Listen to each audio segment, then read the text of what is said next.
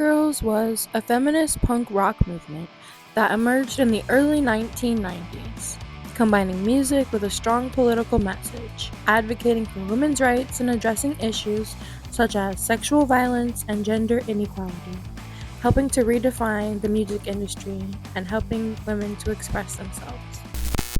Right. Well, Riot Grrrl is a group of girls. It's sort of growing every day, and basically just a group of girls who reject the sort of boy-imposed ideals of what a girl should be.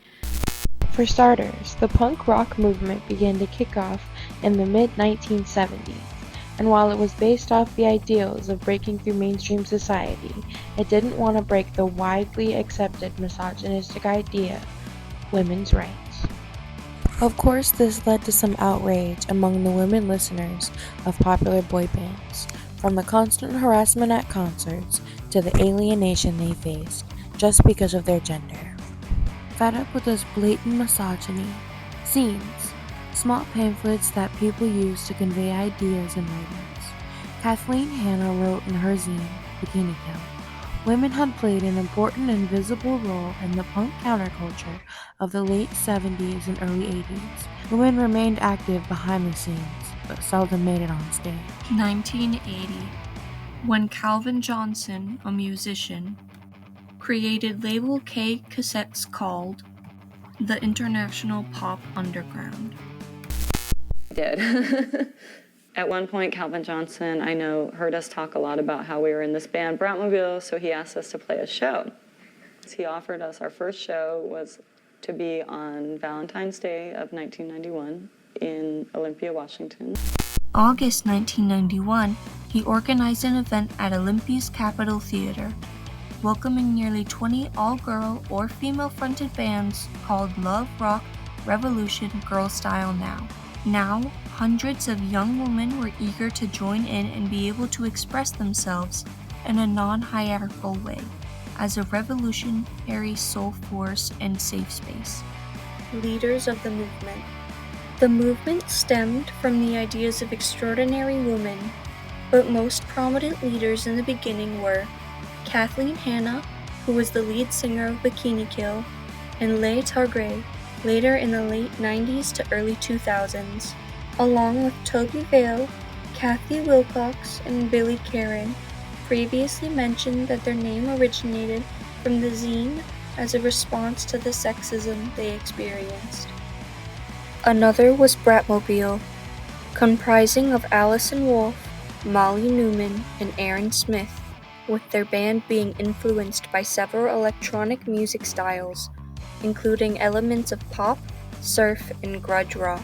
We tried to make songs that were fun and catchy and said something, explained drummer Molly Newman.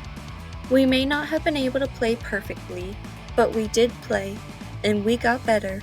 Our impetus was, if that guy can do it, why can't we? The term initially came from Grrrl Riot, created by Jen Smith in a letter to Alice Wolfe, when she referred to the 1991 DC Mount Pleasant riots and emphasized the need of a similar occurrence. It gave way to new perspectives for women to be taken seriously in the entertainment sphere, predominantly the punk, rock, and alternative genres of music. It taught women that they shouldn't be intimidated by playing music, dressing how they want to, and that they don't need to hold themselves to anyone else's beauty standards. Rebel Girl can be remembered as an ode to female solidarity and anthem. Riot Grrrl, to me, is about us girls taking over the means of production together to create and recreate actions and images which actively challenge the status quo in our lives, to utilize the means of production accessible to us in a manner which challenges dominant standards of professionalism. For example, we have zines that are written by sex workers talking about sex work. We have fanzines that are talking about being of color in the punk scene. We have fanzines that talk about mental illness, fat activism. So it was important for us to really, you see kind of like how the politics of Riot Grrrl really kind of touched on a range of different social issues. Eclectic fashion choices celebrate self-confidence and lack of social expectations. They discuss them in the first-person narrative, exposing comments people had made about what they should and shouldn't wear to be respected, fit in, or feel safe. Here another explores how Riot Grrrls intellectualized and even weaponized fashion in their work. How to regain girlishness. Reclaiming that typical girly trope was important. Pink and sequins were popular, t-shirts and hearts on zines. They rejected the capitalist nature of the fashion industry that often encouraged body dysmorphia and the lack of self-image. Effects. It also kind of held people accountable because it did go after politics. It did go after leaders, even during the Reagan era. If you're looking at, because that big punk scene was in between, I don't know, Gerald Ford. A lot going on in the world. There was communism in Europe.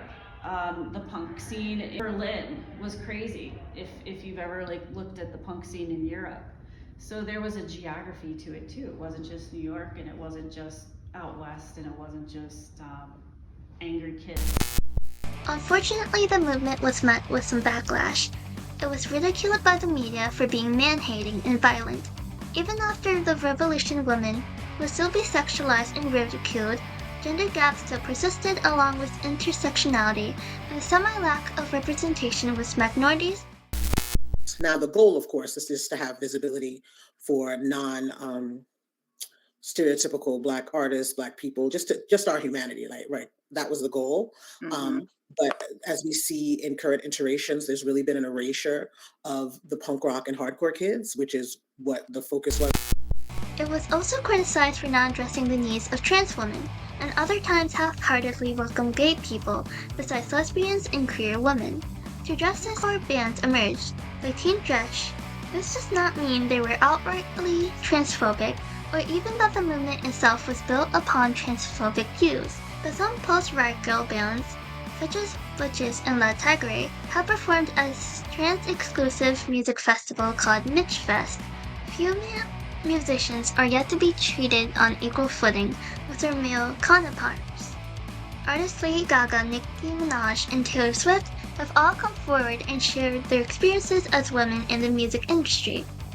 In her acceptance speech at the Billboard's 2019 Women in Music Awards, Taylor Swift claimed that as a female in this industry, some people will always have slight reservations about you.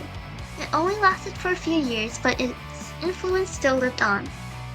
With a new way of thinking into the modern era, with later artists like Fiona Apple, Alice Morsetti, who still believe in the Riot Grrrl philosophy, inspired people to continue being loud and fight for their voices to be heard. What motivated you to get into the punk movement?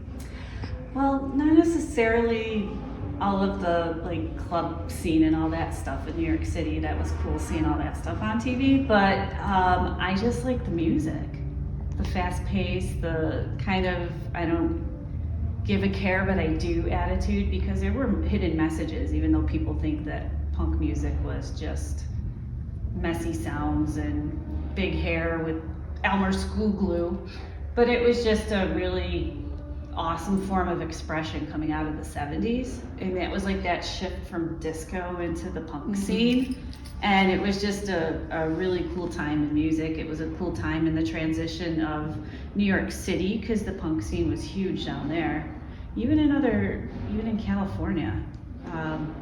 Just a different style of music.